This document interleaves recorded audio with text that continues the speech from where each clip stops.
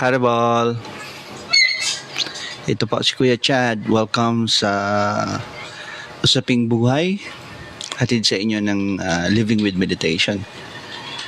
Ang topic po ngayong linggo ay tungkol sa anxiety ng mga kabataan. Ano ang mga nagtitrigger dito? Ano ang coping mechanism nila and personal freedom.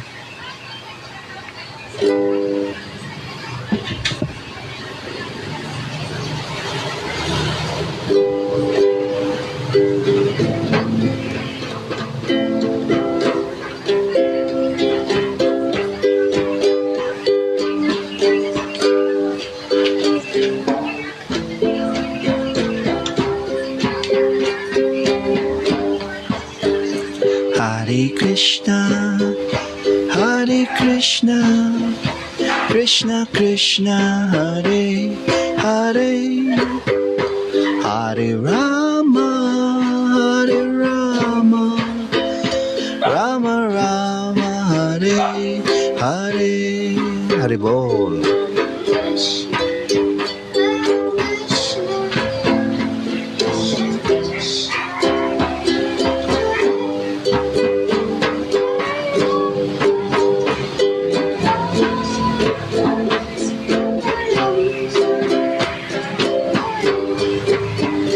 Hare Krishna, Hare Krishna, Krishna Krishna, Hare Hare, Hare Rama, Hare Rama, Rama Rama, Hare Hare.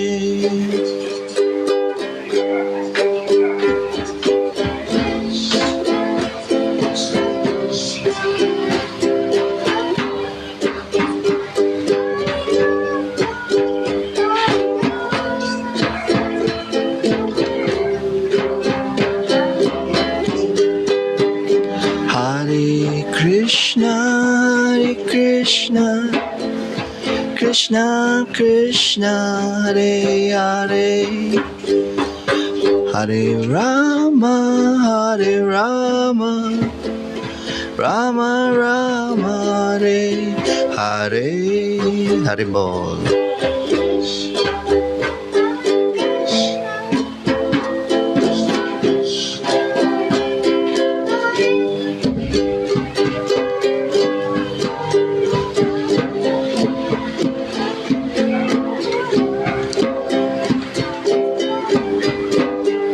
Hare Krishna, Hare Krishna, Krishna Krishna, Hare Hare, Hare Rama, Hare Rama, Rama Rama, Hare Hare.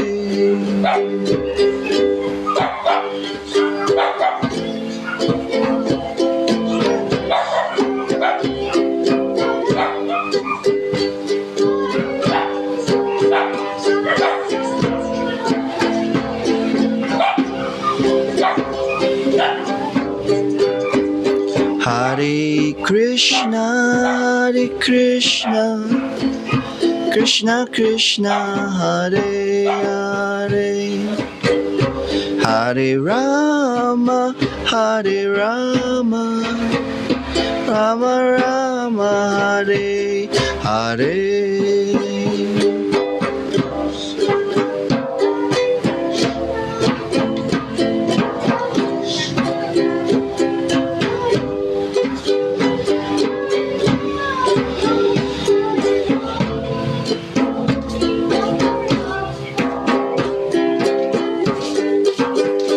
Hare Krishna, Hare Krishna, Krishna Krishna, Hare Hare, Hare Rama, Hare Rama, Rama Rama, Hare Hare.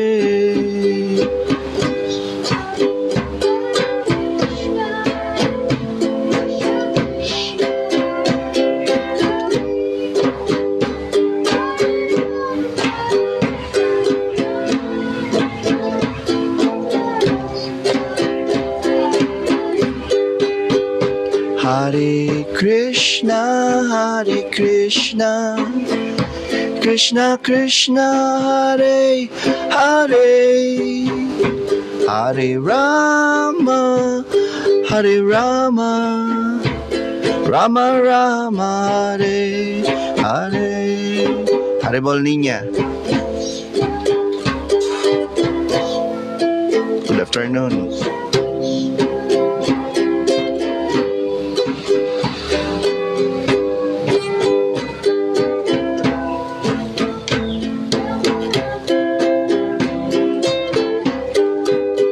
Hare Krishna, Hare Krishna, Krishna Krishna, Hare Hare, Hare Rama, Hare Rama, Rama Rama, Hare Hare. Hare bol.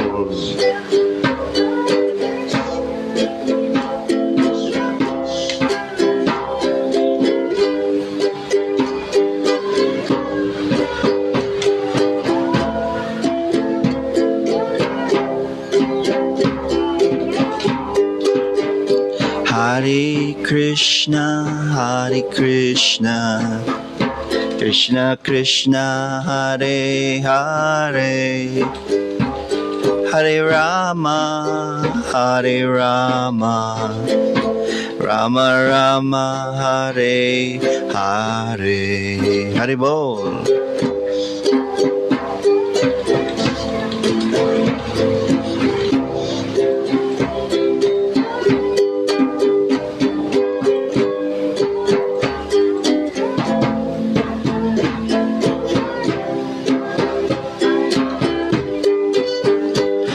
Hare Krishna, Hare Krishna, Krishna Krishna, Hare Hare, Hare Rama, Hare Rama, Rama Rama, Hare Hare. Hare bol.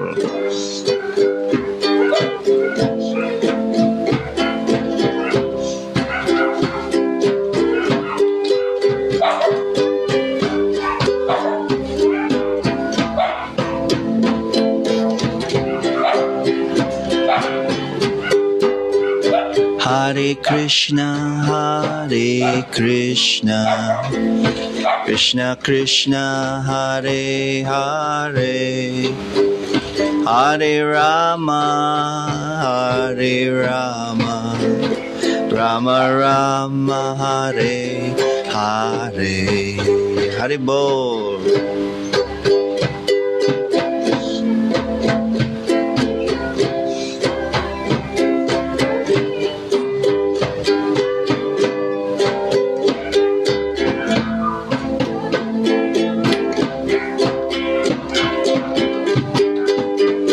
Hare Krishna, Hare Krishna, Krishna Krishna, Hare Hare, Hare Rama, Hare Rama, Rama Rama, Hare Hare. Hare bol.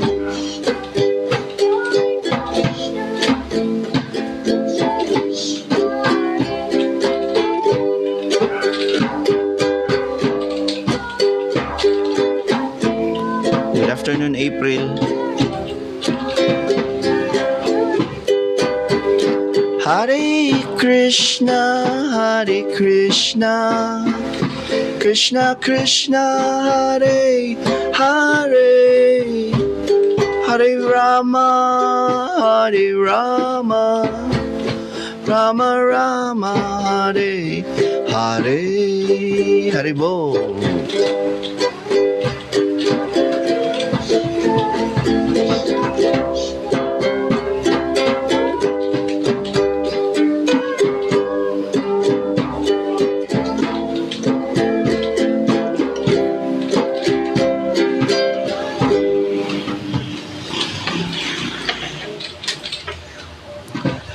Hare bol.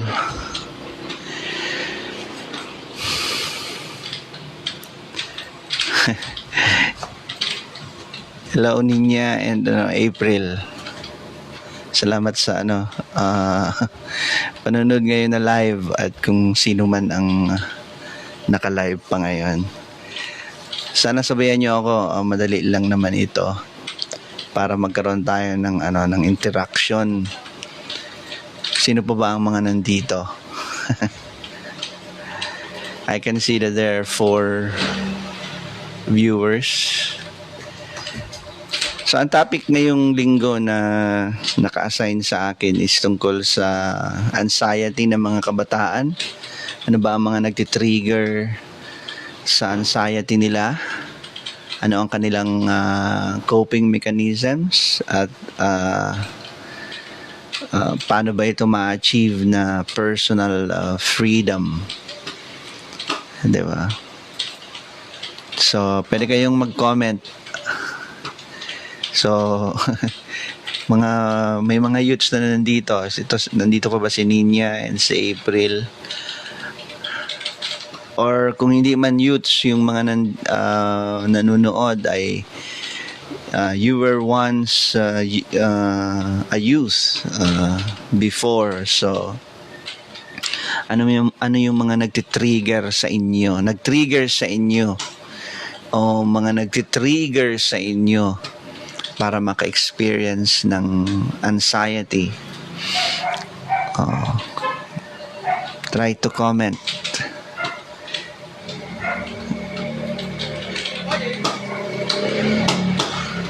Okay.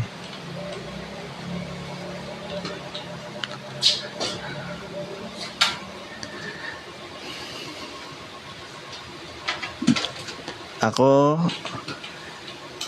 si Shai. Nanonood din ata ito si Shai. Tama ba? Daniel Rivera. So yun, i-comment ninyo ano ba ang mga nagtitrigger sa mga kabataan ngayon para maka-experience sila ng anxiety. Socializing nakaka-trigger na magkaroon ng anxiety, lalo na kapag hindi mo feel na hindi mo feel na makipag-socialize sa ibang mga tao, pero kailangan kang makipag-socialize. For example, sa klase, no? Siguro ito yung sinasabi ni Ninya. Sa loob ng klase, nagkaroon ng groupings, hindi mo feel na makipag-socialize sa tao na ito, pero kailangan mong makipag-socialize dahil sa activity. So, natitrigger yung anxiety natin. Ayun, trust issues. Yan. Natitrigger tayo kung mapagkakatiwalaan ba itong tao na ito, kung mag-open up ako dito sa tao na ito. Na-search ko sa Google AI yung may 2 uri ng trigger para magkaroon ng anxiety ang tao. Yung external trigger at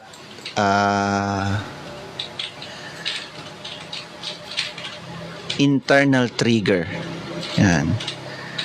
So kapag external yung nagtitrigger para magkaroon ng anxiety yung tao, ibig sabihin yung anxiety ay dulot ng kanyang environment. Okay? Dulot ng ibang tao. 'Di ba? Yung teacher mo, yung kaklase mo, magulang mo, kapatid mo. 'Di ba? Sila yung nagde-trigger para magkaroon ka ng anxiety. Yung lugar kung nasaan ka, 'di ba? Halimbawa sa loob sa university, 'di ba? Merong mga lugar diyan na ayaw mong nandyan ka, pero kapag nandyan ka sa spot na yan, dyan sa lugar na yan, sa sa loob ng university, natitrigger ka na magkaroon ka ng anxiety.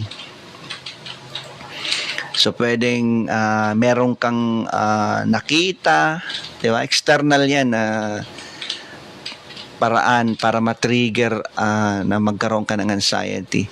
Nakita mo yung ex mo, di ba? Nakita mo yung dati mong kaklase, na close friend mo, pero ngayon hindi na. Or meron kang narinig na hindi maganda. Meron kang nabasa sa FB na ayaw mo. Okay? Meron kang nakita sa FB na nag-trigger sa'yo para magkaroon ka ng anxiety. External trigger daw yan. Okay? Meron kang naamoy na hindi ka nais-nais, ayaw mong maamoy, pero naamoy mo siya. So, na-trigger ka para magkaroon ka ng anxiety.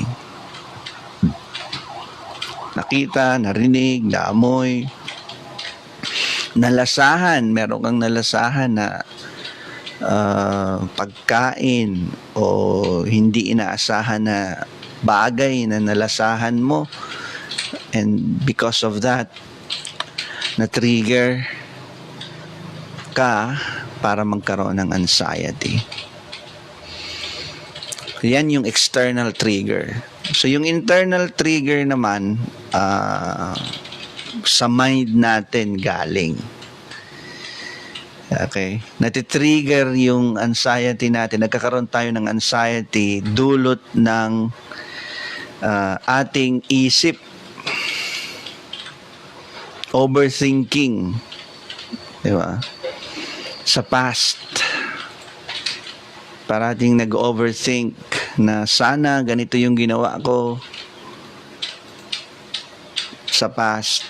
Kung ganito yung ginawa ko, siguro ganito yung magiging resulta, maganda yung magiging resulta. Sana hindi ko ito ginawa. Kasi kung hindi ko ito ginawa, ganito yung magiging resulta.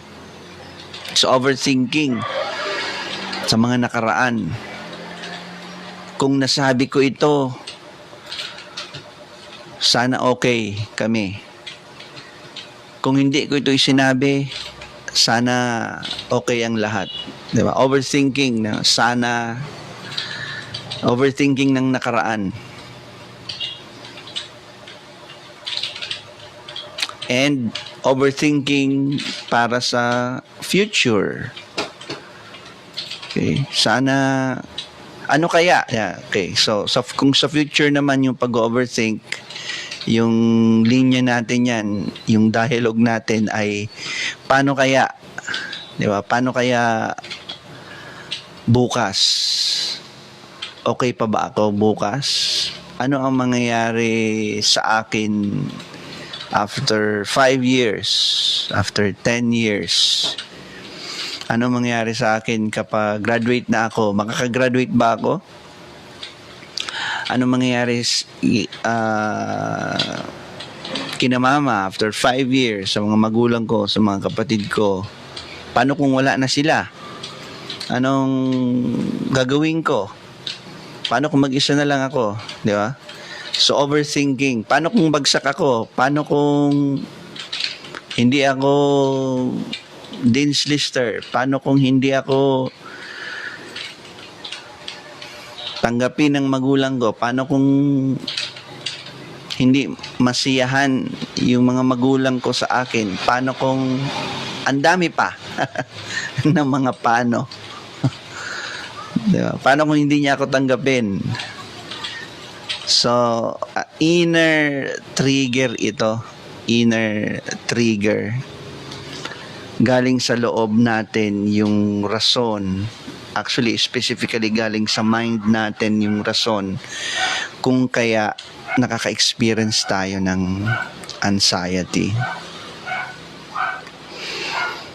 No, yan yung trust issues, di ba? So, inner, iniisip natin, baka hindi siya mapagkatiwalaan. Paano kung traidorin niya ako? Paano kung ipagkalat niya? Di ba? Paano kung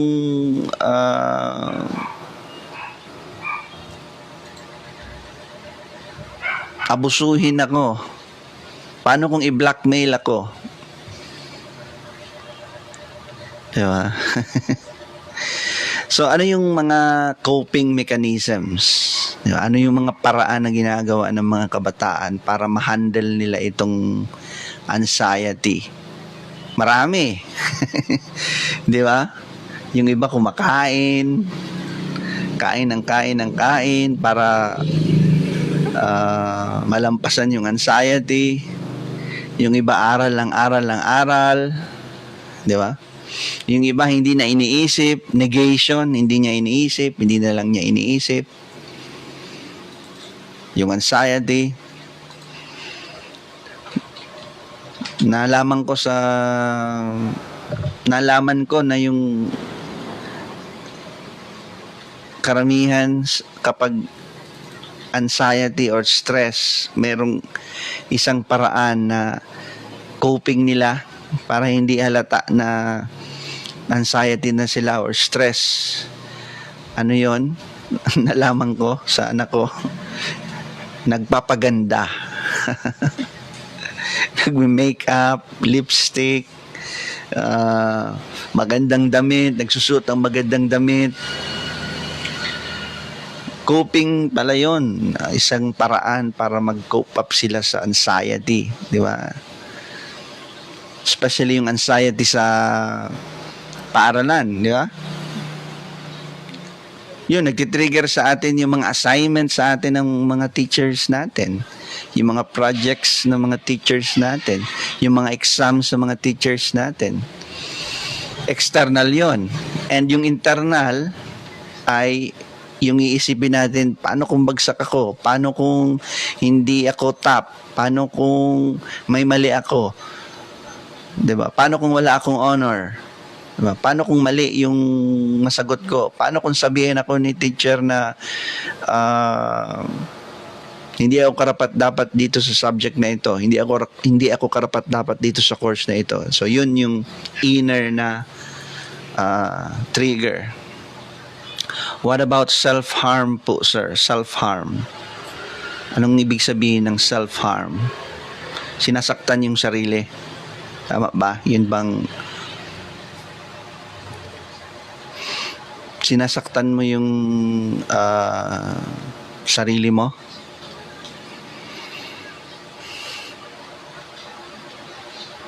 Actually,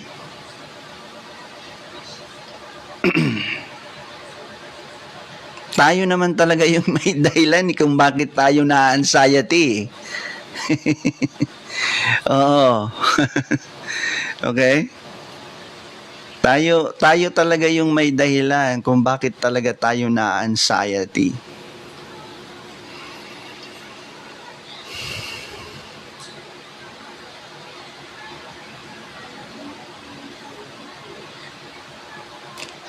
Yun talaga yung self-harm.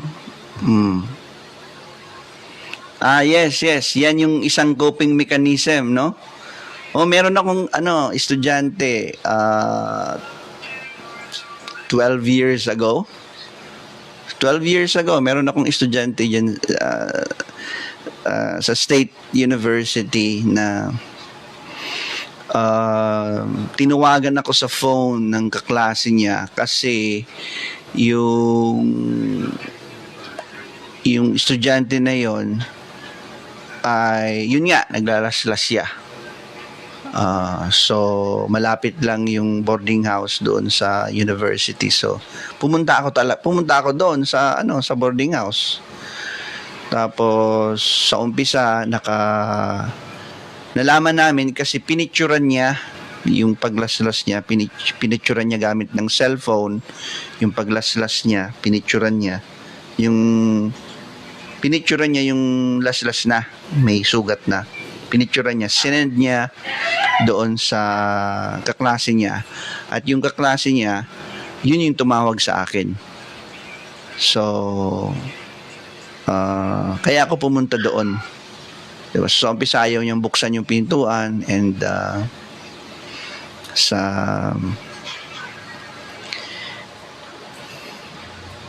mga ilang minuto ay nabuksan din and then nag-usap kami.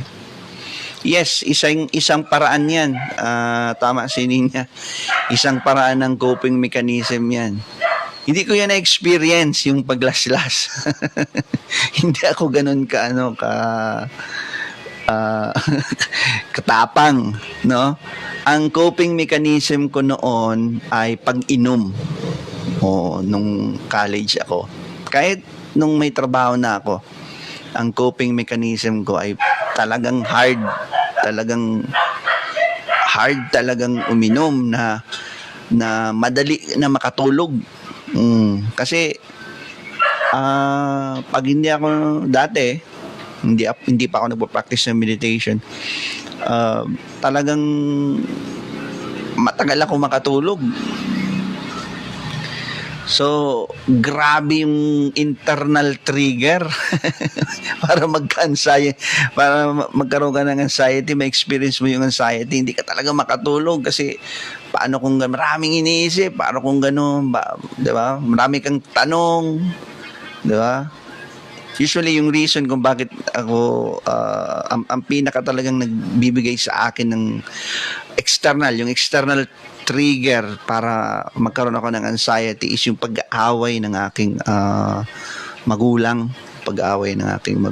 So hindi ko alam kung na-experience ninyo yan, pero sa isang anak na parati mong na-witness yung pag-aaway ng magulang mo, ay hindi siya maganda based sa experience ko. So para makalimutan ko yon, yung anxiety na yon ng external, dahil sa external na trigger na yan, umiinom talaga ako. Tapos dahil sa external trigger na yan, nagkakaroon ako ng internal trigger sa kakaisip. Di ba? Hindi ka makatulog kakaisip, bakit ganito yung magulang ko? Di ba? Hindi nila ako mahal. Kasi kung mahal nila ako, bakit sila nag-aaway-away? Di ba? Kasi pag nag-aaway sila, malungkot ako. So ibig sabihin, hindi nila ako mahal kasi gusto nila maging malungkot ako. Di ba? So, yun, ang coping mechanism ko is mag-inom.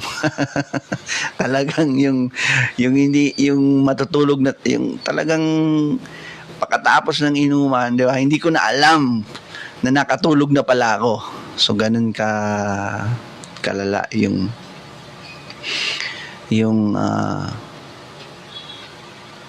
paraan ko para mag-cope. Di ba? Yung iba drugs, no? Nag-drugs sila para talagang ang alcohol, drugs din 'yun eh. Oo, may mga illegal saka may mga legal drugs, di ba? Any substance, sabi ng teacher ko, any substance na material na ilalagay mo sa katawan mo para maka-experience ng comfort, panandali ang comfort ang iyong katawan, ang iyong isip, is a drug. Okay, so ang alcohol, drug yan. Pero legal yan eh. Pwede mong bilhin. Tapos meron ding mga illegal drugs, di ba? So yung iba mga illegal drugs, yung talagang tinitake nila para talagang hindi man talaga ma-solve, no? Yung anxiety, kundi makalimutan lang.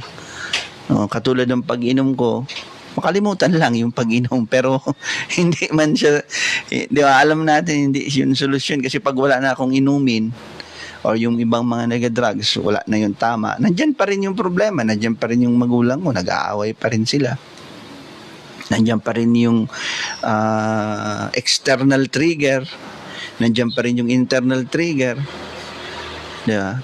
Meron pa pala akong isang ginagawa para sa coping mechanism. Yung iba siguro sa inyo na mga artist ay into arts, di ba? Gumagawa sila ng tula, gumagawa sila ng kanta, gumagawa sila ng dula, gumagawa sila ng painting. yes, ito ay maganda rin na paraan para para maging coping mechanism nila sa kanilang anxiety. Ginagawa ko 'yan. Marami akong mga kanta na dahil sa mga kanta na 'yan ay doon ko na-release yung aking mga pains, yung aking disgust, okay, sa family ko, sa mundo, sa society. Diba? So, yung paggawa ng arts, isa yan sa coping mechanism. Pero yun nga, sa experience ko, ganun pa rin. Panandalian lang yung solusyon na naibigay sa akin. Diba? Kasi, halimbawa, gumawa ako ng kanta, diba? Para ma-release ko yung aking galit, halimbawa, sa magulang ko. Nagawa ko na yung kanta, kinakanta ko na siya sa public, pero nandiyan pa rin siya. Yung galit ba? Nandiyan pa rin yung galit. Di ba? So, na-anxiety ka pa rin. So, sa experience ko, hindi siya effective sa akin. Ano pa ba? Meron pa ba kayong mga coping mechanism? Pagkain, pagpaganda, travel. Yung iba may mga pera. Sana all, di ba? May mga pera sila. Nag-travel sila. Coping mechanism nila. Shopping, di ba? SM, pagpunta sa SM, sa mga malls. May promotion tayo ng SM dito. Pumupunta sa mall, di ba? Coping mechanism. Nanonood ng Netflix, so coping mechanism din yan. Nanonood ng pelikula, coping mechanism din yan. Di ba? Yung iba, positive thinking. Yun ang kanilang paraan para ma-deal yung anxiety. Okay. Gaming, yes, gaming. Yung anak ko, gaming. Roblox. So, yan, nandiyan na naman sa computer. Roblox yung kanyang paraan para sa coping mechanism. Kaya lang, ang problema nito, ng mga coping mechanisms nito, ay panandalian nga lang yung solusyon na pwedeng ibigay sa atin sa pag-handle ng anxiety. Dahil ito nga mismo na mga coping mechanisms na mga sinabi ko, okay, sooner or later, ito rin yung magbibigay sa atin ng anxiety. These coping mechanisms will sooner or later turn into another external trigger para magkaroon muli ng anxiety. Alam mo ba, yung anak ko, nag-Roblox siya. Diba? Gaming, nag-Roblox. Ngayon, pag panalo siya, di maganda. Yeah, paborito yun ng anak ko. Ayan yung ginagawa niya. Daming laro pala dyan sa Roblox, no? Ang daming laro pala dyan. Talagang mamimili ka. Okay? So, pag panalo ka, okay, di ba? Nakakalimutan mo yung anxiety mo, di ba? Nakakalimutan mo yung problema mo sa school, problema mo sa bahay, problema mo sa kapatid mo, sa magulang mo, di ba? Problema pag natalo ka.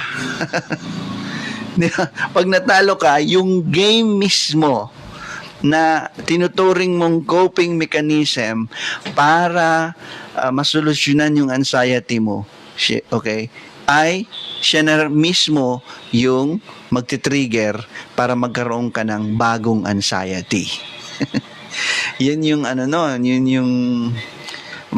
yung nakakalungkot sa mga coping mechanisms na ito.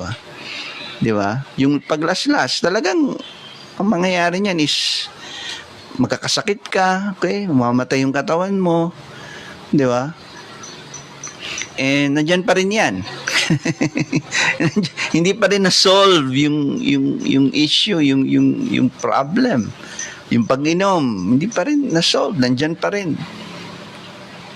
Temporary lang yung ang tawag dyan ay band-aid na mga solutions. Band-aid na solutions sa pag-address ng anxiety. Pwede nating ituring na itong anxiety as kulungan. Okay, itong mga anxiety na ito, kulungan siya. And naturally, ayaw natin nakakulong, di ba? Gusto natin magkaroon ng freedom. Okay, so ang totoong freedom, hindi yung wala ka sa kulungan, wala ka sa bilibid prison. Okay, wala ka sa municipal jail, wala ka sa city jail. Okay? Pero kahit nandoon ka sa loob ng jail, yung literal na kulungan, okay, kahit nandoon ka, pwede ka pa rin maging malaya. Hindi ko sinasabi na hindi ko sinasabi na magpakulong ka. Di ba? Kasi may mga kakilala ako, nasa kulungan sila because meron silang years na kailangan pagbayaran dahil may ginawa silang mali. So nasa kulungan sila. And hopefully, pag natapos yung taon na yon, na nabayaran nila yung taon na yon, is makalaya talaga sila away from the prison. Pero itong mga kakilala ko na nasa kulungan, kahit nasa kulungan sila, malaya sila sa anxiety kumpara sa atin na nasa labas ng kulungan pero nakakulong sa anxiety araw-araw. Diba? So pag sinabing freedom, friends, ito yung freedom from anxiety. So paano ba natin ito ma-achieve? So sinabi ko na yung mga mechanisms na coping mechanisms na sinabi ko kanina, temporary lang yung pwedeng maibigay sa atin na solusyon para makalaya sa anxiety. Dito sa Living with Meditation, and based sa realization ko dahil sa pagpapractice ko ng meditation araw-araw.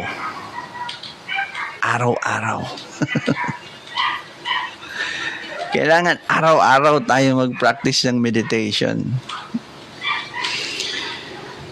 Dahil dyan, sa pag-practice ko na yan, na-realize ko na kung gusto natin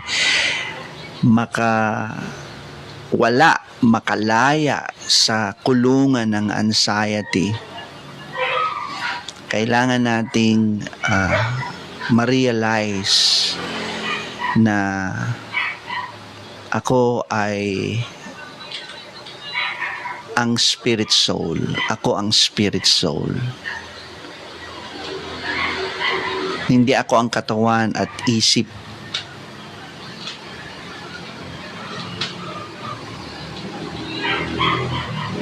Yung katawan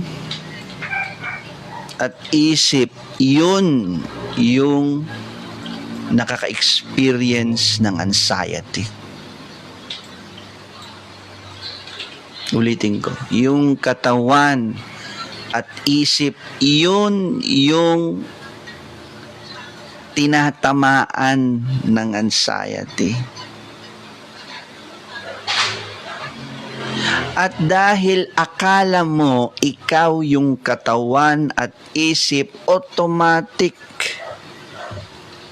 sasabihin mo na ikaw ay under anxiety.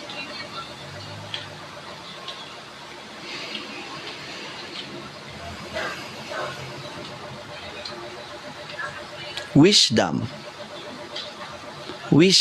is the solution para makalaya dito sa kulungan ng anxiety. The wisdom that I am not my body and I am not my mind. I am the spirit soul.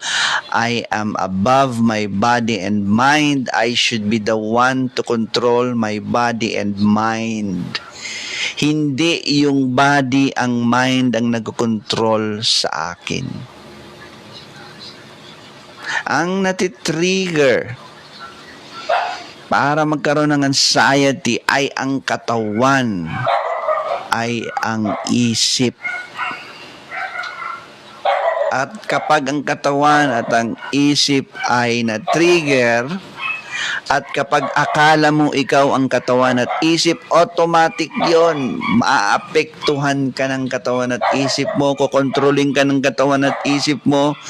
Pag nangyari yon, makaka-experience ka. Akala mo ikaw ay under anxiety. Pero kung ikaw ay may wisdom na hindi ako ang katawan, hindi ako ang isip, ako dapat ang nagkokontrol sa aking katawan at isip.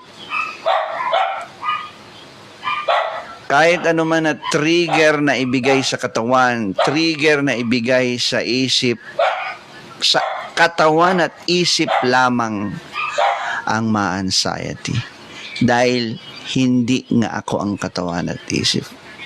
I am beyond my body and mind.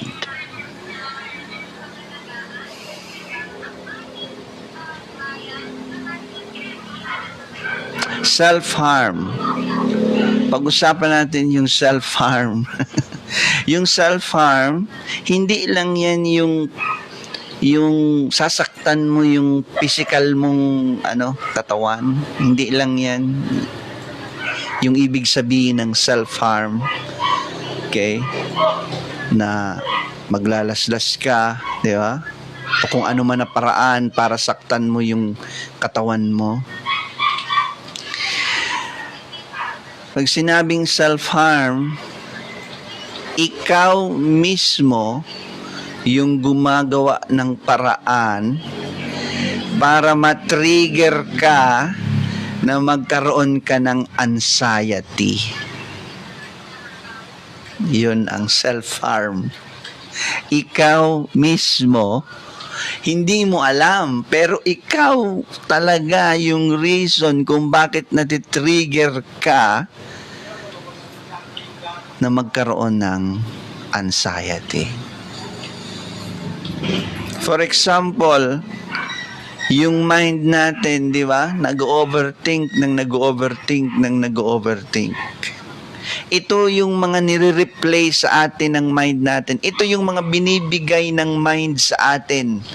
Anong sinasabi ng mind sa atin?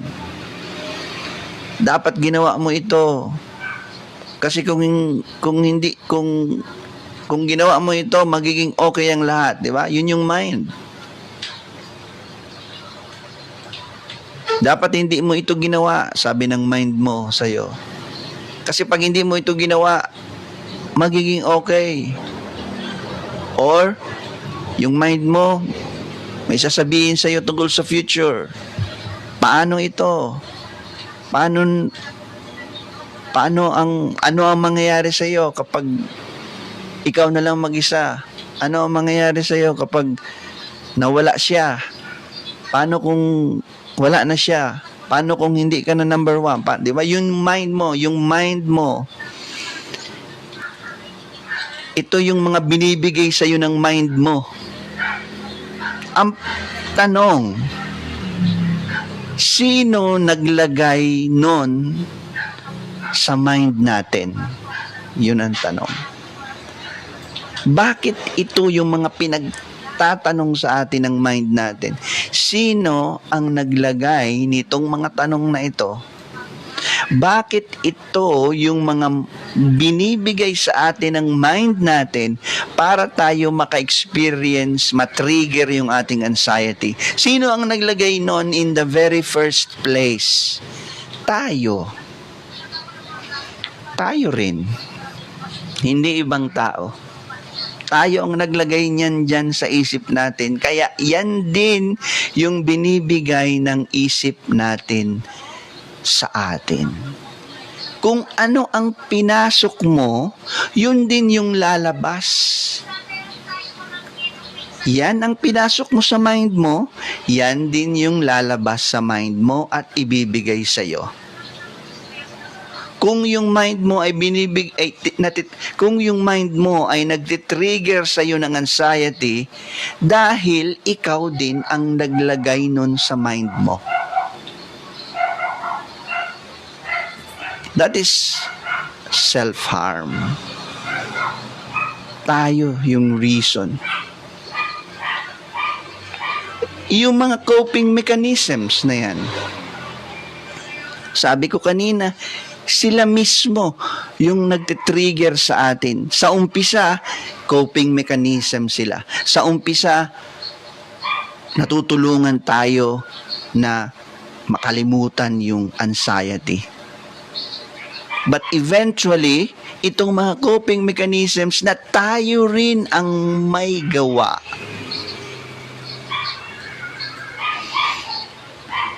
Yun din yung rason kung bakit nagkakaroon muli tayo ng panibagong trigger para magkaroon ng anxiety. So, pag nag-practice ka po ng meditation, friends and students, pag nag-practice ka po ng meditation, okay, mabibigyan mo ang iyong sarili ng opportunity na kung saan ang ilalagay mo sa mind mo, okay, ay mga bagay na kapag binigay sa iyo ng mind mo, yung nilagay mo, ay magbibigay sa iyo ng peace, ng satisfaction. Magbibigay sa iyo ng susi para makalaya sa kulungan ng anxiety. Kapag kinonsider ninyo, nag-practice kayo ng meditation, mabibigyan ninyo ang inyong sarili ng oportunidad na kung saan ang ilalagay nyo sa isip nyo, okay, ay yung bagay na kung saan bibigyan ka ng susi para makalaya sa kulungan ng anxiety. So ano ba yung ilalagay natin sa isip natin kapag tayo ay nag-practice ng meditation? Naturo ko ito kina Ninya and friends last Tuesday, no? Sana natandaan nyo pa. Sa mga hindi ko pa naturuan, ano ba itong meditation? Simple lamang po, ito yung mapagmahal na pag-alala sa Supreme Person. Loving remembrance of God. And the recommended process in today's time para maalala natin si God na may pagmamahal is the regular hearing and chanting of the holy names of God. Therefore, ang ilalagay natin sa mind natin kapag tayo ay nag-practice ng meditation, are the holy names of God. Kapag po yun nilagay natin sa isip natin, yung isip natin, ibabalik yun sa atin. Ano yung ibabalik sa atin ng isip natin? The holy names of God. Kapag nangyari po yun, then dahan-dahan malilinisan ang puso at isip natin. Okay? Para ma-realize mo, hindi ako ang katawan at isip. Ako ang spirit soul.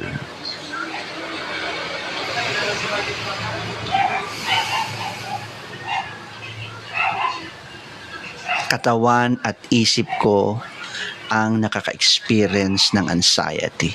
At ako ay mas mataas sa aking katawan at isip. Ang katawan at isip ay parati siyang makaka-experience ng anxiety. Parati siyang matitrigger dito sa material world. Pero kapag alam ko na hindi ako ang katawan at isip, hindi ako ma-overwhelm, hindi ako maapektuhan.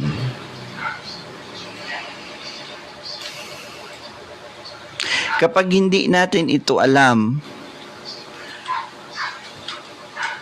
kapag hindi tayo nag-practice ng meditation,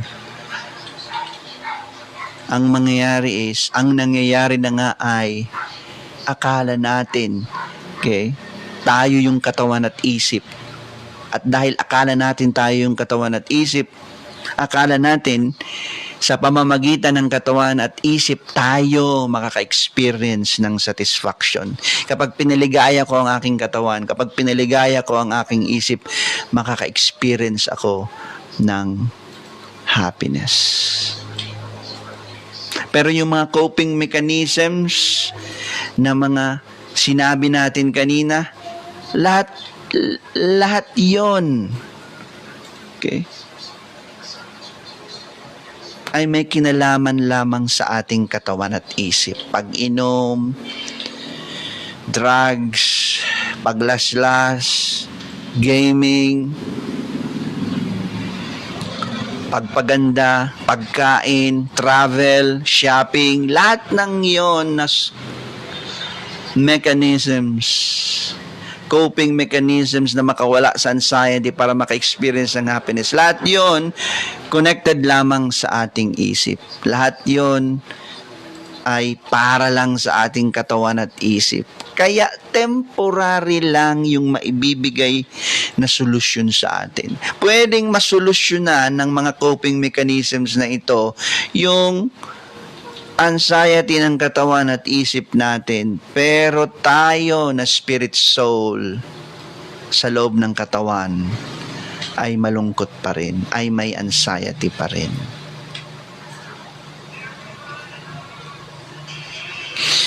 Pag nag-practice tayo ng meditation, hindi lang natin ma-realize na hindi ako ang katawan at isip.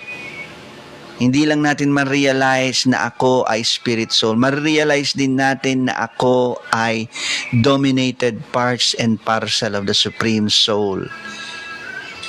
In short, I am a child of God.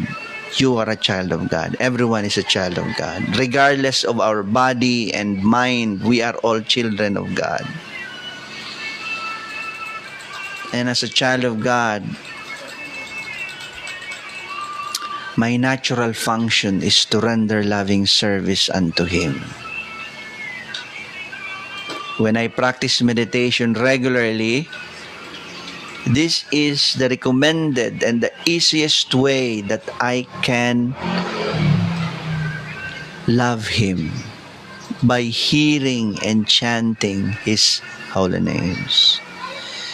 At kapag ginawa natin ito, na-realize natin itong mga wisdom na ito, then and only then, na makakalaya tayo. Magkakaroon talaga tayo ng tinatawag na personal freedom. Okay? So, thank you very much. Ilang oras ba ako? Almost an hour. Maraming salamat sa panonood. I hope you're still there, Ninya. Sino pa ba yun nandito? April, Shy, di ba? And yeah. And Tuesday, Ninya and friends, class 2 tayo. Sana okay ba kayo? Let's have music meditation. So this is one way to do the hearing and the chanting of the holy names of God. We just hear it. Kung ayaw natin kantahin, pakinggan lang natin siya. And kapag araw-araw ginagawa mo yan, okay, makaka-experience ka ng peace, ng joy. Yung mga coping mechanisms na yan, meron silang side effects, bad effects. Yung pag-practice ng meditation, kung meron mang side effect, ano yon? Uulit-ulitin mong mag-practice ng meditation dahil meron kang happiness, sarap na hindi ma-explain, pero masarap. Sige, Ninya, see you 4 p.m. sa Tuesday, ah. Okay, 5 minutes lang. Ano tayo? Music meditation.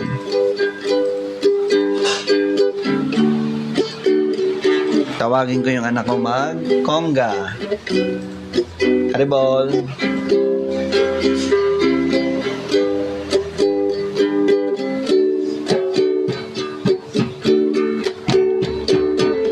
Hare Krishna, Hare Krishna, Krishna Krishna, Hare Hare, Hare Rama, Hare Rama, Rama Rama, Hare Hare.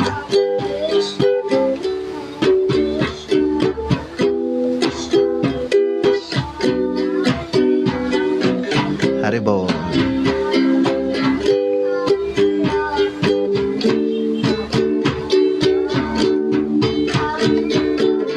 Hare Krishna, Hare Krishna, Krishna Krishna, Hare Hare, Hare Rama, Hare Rama, Rama Rama, Hare Hare.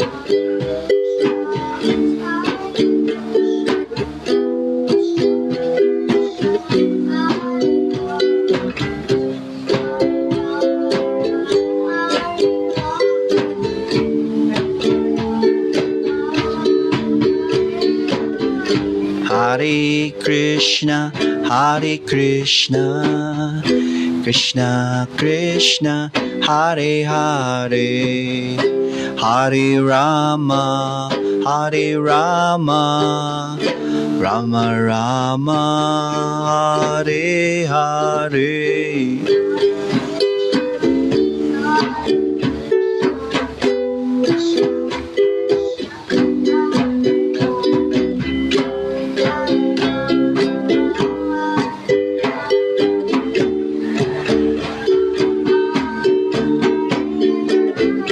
Hare Krishna, Hare Krishna, Krishna Krishna, Hare Hare, Hare Rama, Hare Rama, Rama Rama, Hare Hare.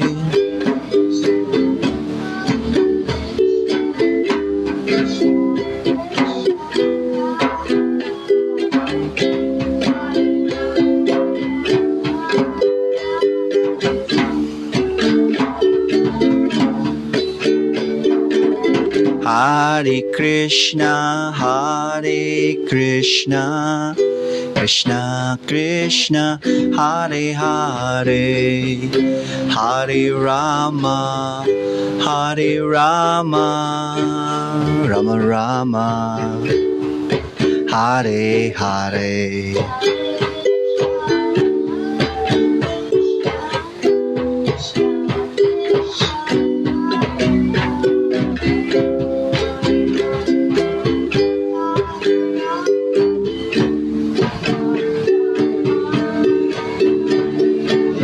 Hare Krishna, Hare Krishna, Krishna Krishna, Hare Hare, Hare Rama, Hare Rama, Rama Rama, Hare Hare.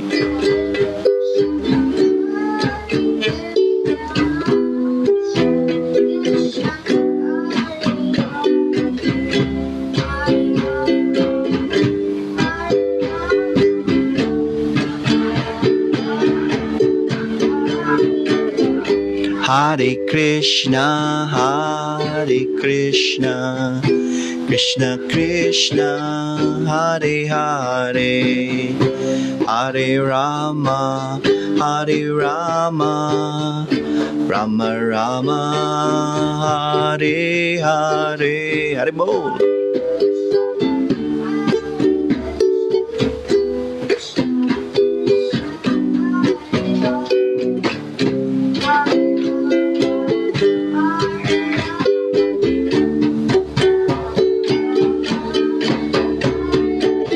Hare Krishna, Hare Krishna, Krishna Krishna Hare Hare Hare Rama Rama Rama Hare Hare.